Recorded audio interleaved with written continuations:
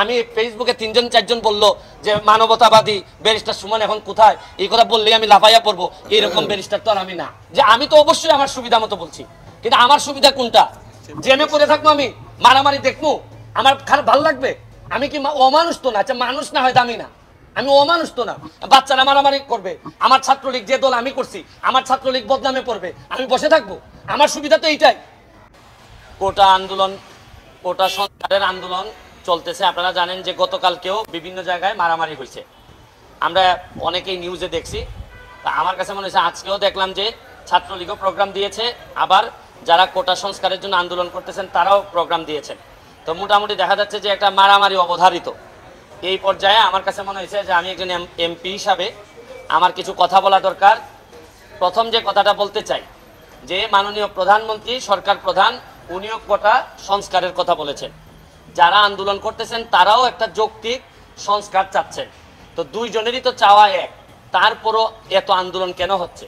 এর মানে হচ্ছে গিয়ে দুইজন দুইজনের প্রতি হয়তো বিশ্বস্ততা কম, অথবা দুইজন দুইজনকে বুঝে উঠতে পারতেছেন না। আমার কথা হচ্ছে যে একজন যদি বলতো যে না একেবারে কোটা থাকবে না, আর একজন যদি বলতো কোটা থাকবে, তাইলে না হয় আন্দোলনের মাধ্যমে এটা করা যেত।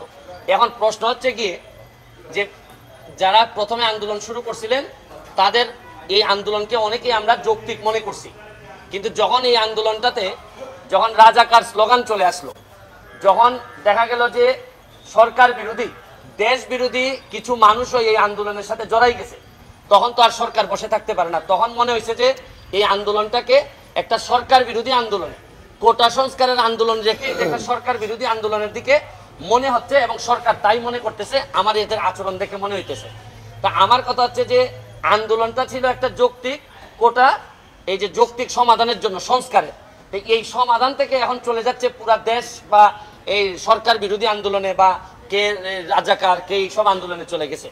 আমি যেটা বলতে চাই, এইখানে আরেকটি পক্ষ যুক্ত হয়েছে। এটা হচ্ছে গিয়ে যে এই কোটা সংস্কারের বিষয়টি আদালতের এখতিয়ার। আপনারা জানেন যে এটা প্রধান বিচারপতির আদালতে এই জিনিসটা আছে। আপনি আদালতকে যদি না মানেন তাইলে তো আমাদের আরেকটা কনস্টিটিউশনাল একটা ক্রাইসিস আমরা পড়ে যাব। আমার বক্তব্য হচ্ছে পরিষ্কার, যারা আজকে যারা মুখোমুখি হচ্ছেন তাদের প্রতি আমার একটা দাবি, কারণ বেশ কিছুদিন ধরে সাধারণ মানুষের অনেক কষ্ট হচ্ছে। আমি বলছি না যে আপনাদের দাবিও যৌক্তিক, আমি বলতে চাচ্ছি যে আপনাদের এই দাবি আদায়ের যে প্রক্রিয়াটাকে আদালত পর্যন্ত একটু অপেক্ষা করা যায় কিনা। আদালত আগামী 1 মাসের মধ্যে এটা সমাধান দিবেন বলছেন। আমার একটা বক্তব্য হচ্ছে যে আপনারা আন্দোলন করতে পারবেন, আপনারা তো আজকে না করলে কালকে করতে পারবেন, এরকম কোনো কথা আপনাদের কোথাও ছিল না।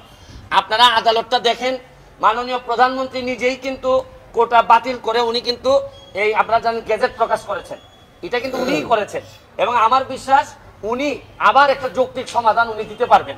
কারণ হচ্ছে গিয়ে আপনারা কোটার কথা বলে সরকার যদি ফেলে দিতে চান তাহলে তো আমাকেও ফেলে দিবেন, আমি এমপি হিসাবে তো আমিও পড়ে যাব, তাতে আমার দুঃখ নাই। যদি আপনারা ভালো কারণে আমাদেরকে ফেলে দেন অসুবিধা নাই, কিন্তু যদি এখন যুদ্ধাপরাধী এরা যদি এসে আমাদেরকে ফেলে দিতে চায় তাইলে তো আর ফেলে দেওয়ার সাথে সাথে এই যে রক্তাক্ত একটা অবস্থার মুখোমুখি যদি হইতে হয় তাহলে দেশের জন্য কোনোভাবে এটা সুখকর হবে না।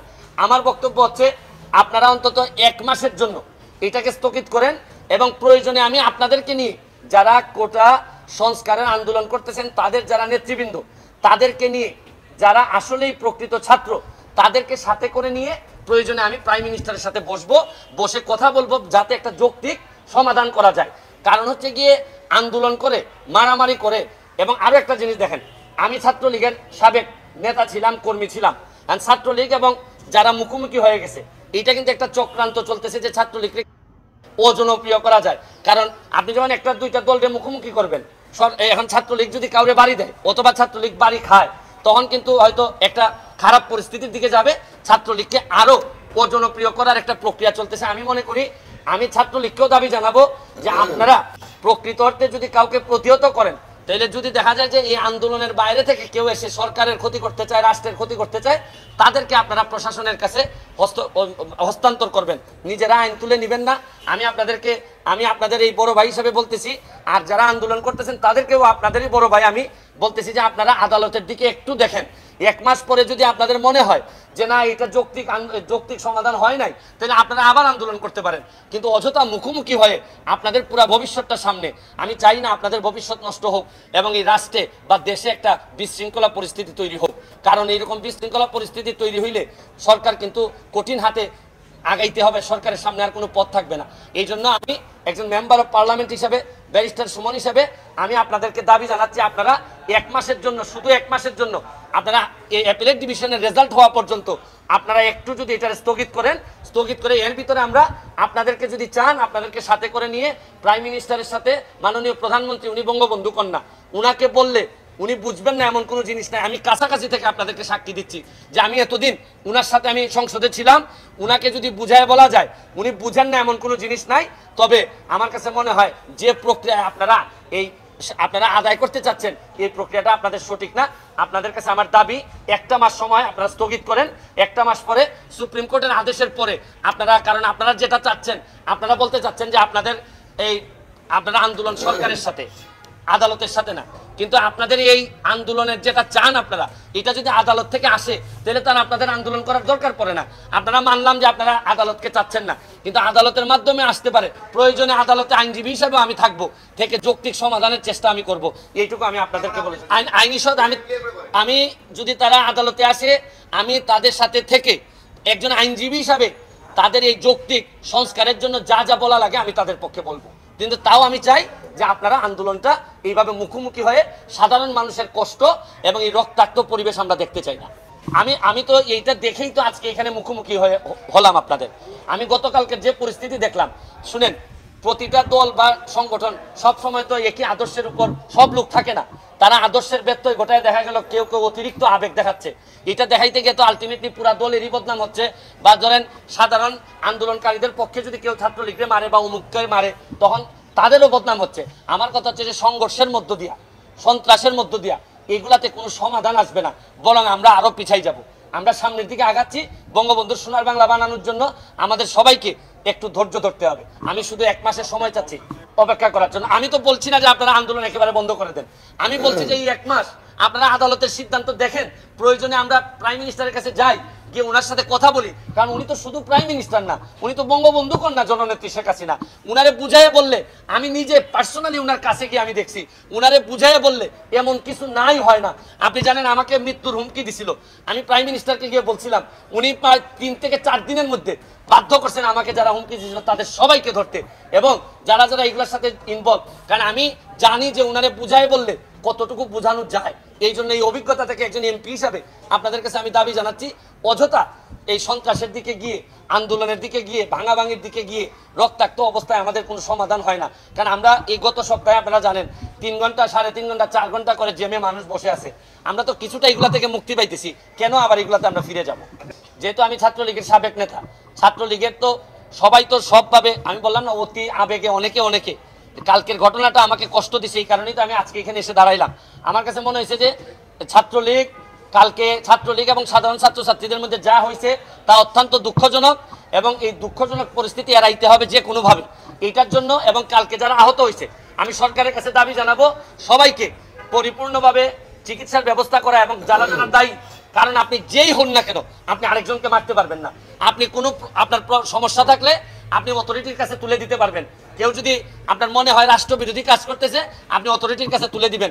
কিন্তু এটা যে পক্ষেই হোক, ছাত্রলীগই হোক আর যেই হোক, আমার কাছে মনে হয় তো অন্যের উপর হাত তোলাটা কোনোভাবেই কেউ মেনে নিবে না। এবং আমিও জানি সরকার থেকে এই ধরনের কোনো আদেশ বা এরকম কোনো কিছু বলা নাই। অনেকে অতি আবেগে এই কাজটি করে থাকতে পারবে। আমার কাছে মনে হয়েছে যে ছাত্রলীগ যদি কোনো মারধরের ঘটনায় থেকে থাকে, এইটা ছাত্রলীগের কোনো দলীয় সিদ্ধান্ত না, এটা হচ্ছে গিয়ে অতি আবেগ। ওই কিছু লোক হাইব্রিড থাকে, তারা নিজেদেরকে প্রমাণ করার জন্য ছাত্রলীগের ট্যাগ লাগাইয়া দেখা যায় আরেকজনকে মারতেছে। এরা কি বুঝে না যে আমি যখন একজনকে মারতেছি, এটা সারা বাংলাদেশে ভিডিও হচ্ছে, আমার দলের ক্ষতি হইতেছে? এটা কি এরা বুঝে না?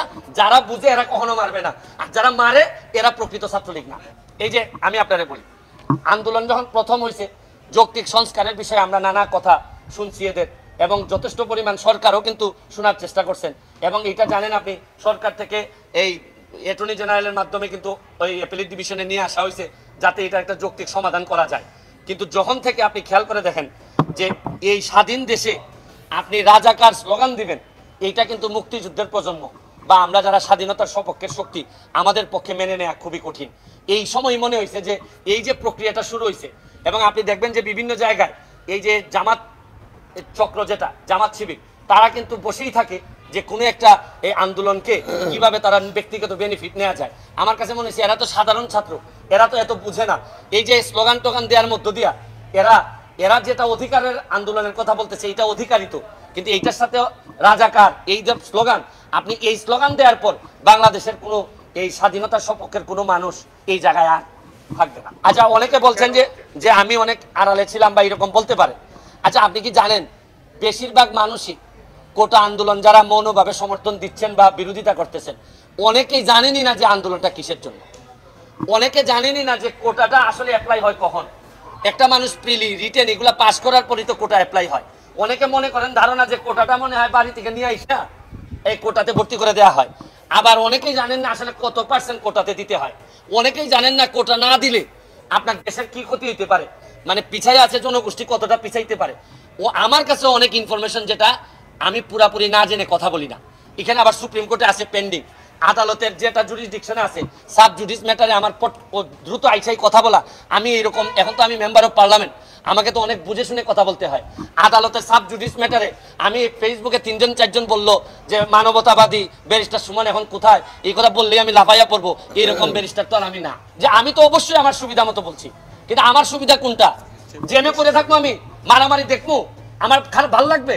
আমি কি অমানুষ তো না? আচ্ছা, মানুষ না হয় দামি না, আমি অমানুষ তো না। বাচ্চারা মারামারি করবে, আমার ছাত্রলীগ যে দল আমি করছি, আমার ছাত্রলীগ বদনামে পড়বে, আমি বসে থাকবো? আমার সুবিধা তো এইটাই। মানে শুনেন, যারা আমার সুবিধার কথা বলে তারা আমার সুবিধা ছাড়া মাথায় কিছু আসে না। আমার সুবিধা যে আমাদের সুবিধা হইতে পারে, আমার সুবিধা যে দেশের সুবিধা হইতে পারে, এইটা বেশিরভাগ লোক জানে না।